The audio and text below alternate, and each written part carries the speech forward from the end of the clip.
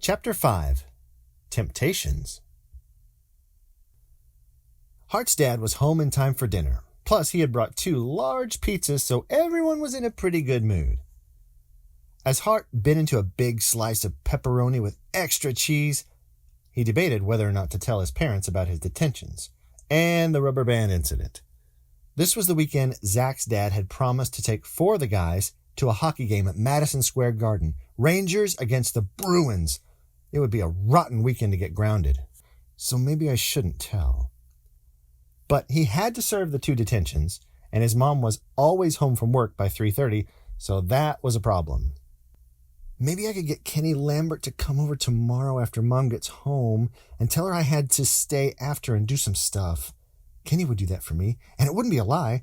Then I could just take the late bus home at 4:30. Hart felt like he could get away with not telling. He took a long drink of grape soda, burped, and then quickly said, "Oh, excuse me." Then he thought, except what about the second day? Staying late 2 days in a row is going to look fishy. Mom will want all the details.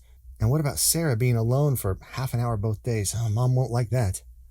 Hart knew that if he got caught telling anything less than the whole truth, that would mean big trouble. He reached for the sausage and mushroom pizza, and he thought, so maybe I should just tell what happened and take my chances.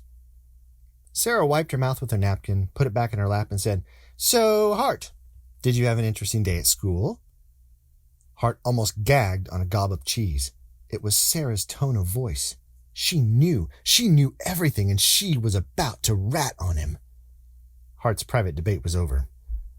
He swallowed fast and nodded.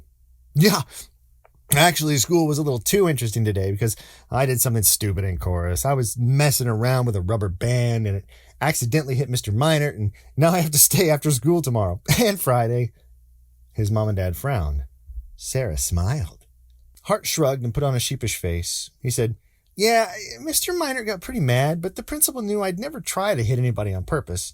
But I shouldn't have been playing with rubber bands, so that's why I got the detentions. Boy, I'll never do anything like that again." His mom nodded. "Well, I'm glad to hear you say that.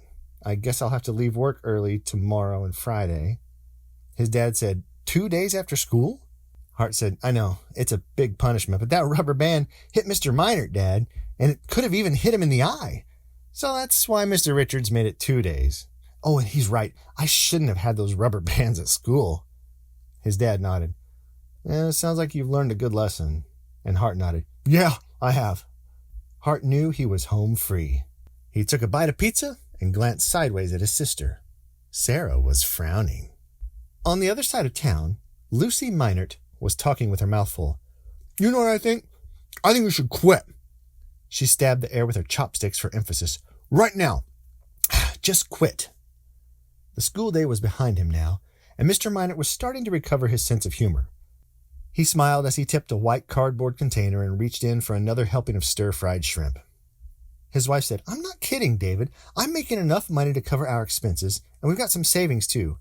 You should walk into that office tomorrow and tell little King Richards that you quit, effective immediately. If the taxpayers in this town want to fire music and art teachers, fine, let them. Let them go ahead and raise a pack of culturally stunted morons. It'll serve them right." Mr. Minert's wife had studied music too, and they had met at college. But Lucy realized she didn't have the patience to be a teacher, and she didn't want to try to earn a living as a singer either. So she'd gotten a job at a computer software company. The skills that made her good at reading and writing music also made her good at reading and writing computer code. Now she was on her way to becoming a software developer, and she had less patience than ever, especially about the way her husband's school was run. After a long drink of water, she started in again. "Ugh, idiots! I mean, if a company was running low on money, it wouldn't try to cut costs by firing its most creative people. That's just stupid. What you do is ask everyone in the company to take a pay cut, and then everyone pulls together, and they think, and they work until they find a way to get more money. And if you really have to fire people, then you start near the top. You fire administrators and assistant supervisors and people who don't do the most important work. If you ask me, that's what ought to be happening at the schools in Brentbury. And what about the rest of the town government? They could figure out how to find some money if they really believed education was so important. But they're all too stupid and too selfish, so I say you should quit." Tomorrow, just walk in there and quit." It was a tempting idea, but Mr. Minor shook his head and said, "You know I can't do that." "Why not?" said Lucy. "Afraid you won't get a good recommendation to some other school? What happens at your new school in 5 or 6 years when the economy shrinks again? I'll tell you what'll happen. They're going to fire you just like Brentbury did. Honestly, I don't see why you want to keep teaching. There's no future in it." He and his wife had had this conversation before, and David Minor didn't want to argue. It was the only thing his wife didn't quite understand about him. He had reasons for wanting to be a teacher, personal reasons. Between the ages of 5 and 16, young Dave Minor had attended 9 different schools in 7 different states.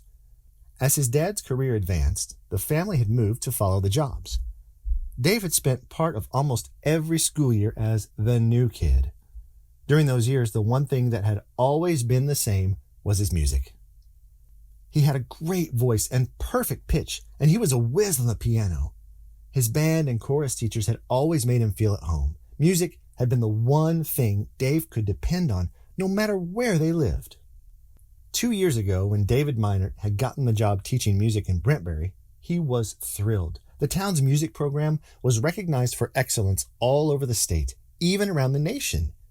He and his wife bought a small condo in Brentbury, and David Minor felt like he had finally come home.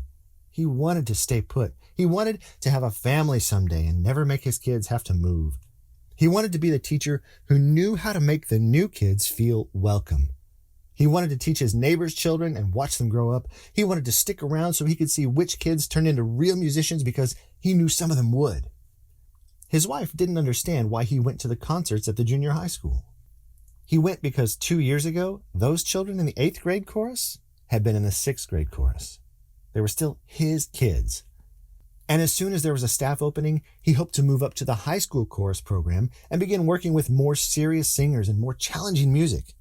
But for now, the 6th grade chorus was his home, and it was a good home. Until a month ago, that is.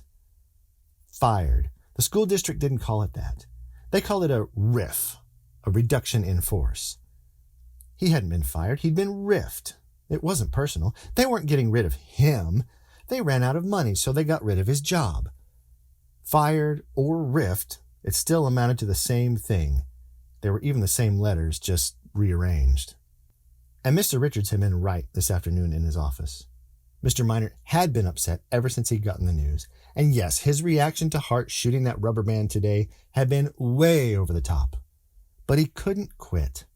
Not that the kids would mind. They'd probably clap and cheer. This year's chorus was a tough group.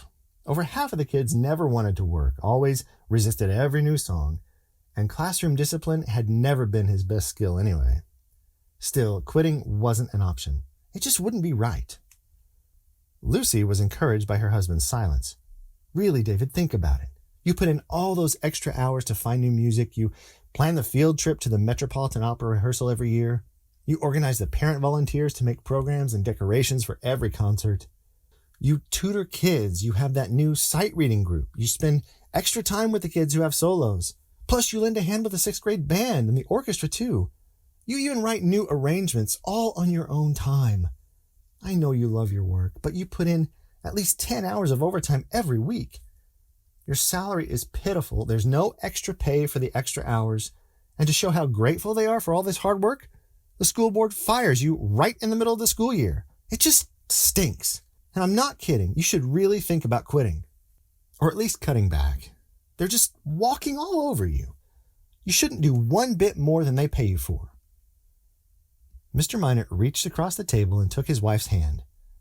"But it's my job, and as long as that's true, then I have to give it my best. I know that sounds stupid to you, but I can't help it. It's just the way I am." Lucy smiled and shook her head. "I know, and if you were more like me, I probably never would have married you." It was the best moment of Mr. Minor's whole day.